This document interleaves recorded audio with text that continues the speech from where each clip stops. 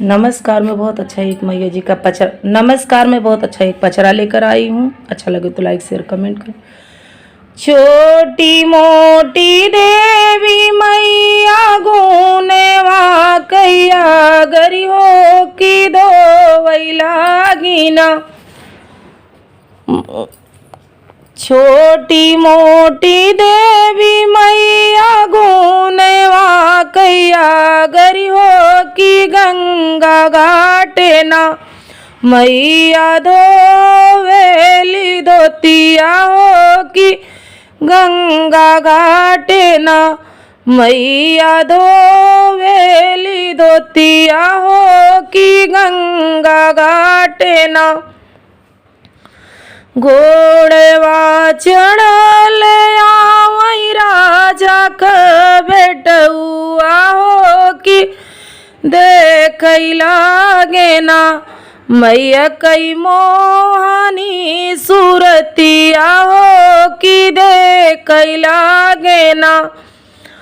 घोड़वा से उतरी के राजा मैया लगवा गईले हो कि पकड़ लागे ना। मैया कैलाल की चुनरिया हो कि पकड़ लागे ना। दूर हट राजा के बेटुआ हो कि परी जई है ना। तोह पेरे हिया कई छिटिया हो कि परी जई है ना। तोह पेरे हिया कई छिटिया हो कि परी जई है ना। ए तनी बचन सोनी मैया हंसी टटानी हो छोकड़वा बोलैना। माई से माधुरी बचनिया हो छोकड़वा बोलैना। तोहरे तले के सुंदर रे हिया कई चिटिया हो कि हमरे लेखे ना। सुंदरिया मीरित कई बूंदिया हो कि हमरे लेखे ना।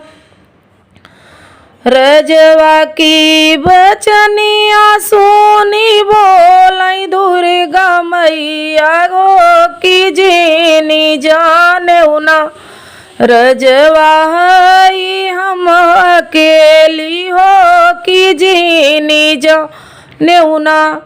रजवा हई हम अकेली हो कि जीनी जाने ना। यस जीनी जाने हम अकेली हो कि हमरे सथवाना। बाटे 1.25 लाख सेवका हो कि हमरे सथवाना। पहिली निबेरिया देव जर से वो करवा हो कि दूसरी बेरियाना।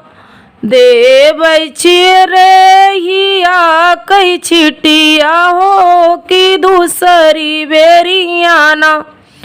रे हिया कई छिटिया से जरी है तोहरी दहिया हो कि पूरी दहिया ना। हुई है चेचक कदगवा हो कि पूरी दहिया ना। हुई है चेचक कदगवा हो कि पूरी दहिया ना। माफ करौ हमारी मयरिया हो कि भूल चूक ना। माफ करौ मोरी गलतिया हो कि भूल चूक ना।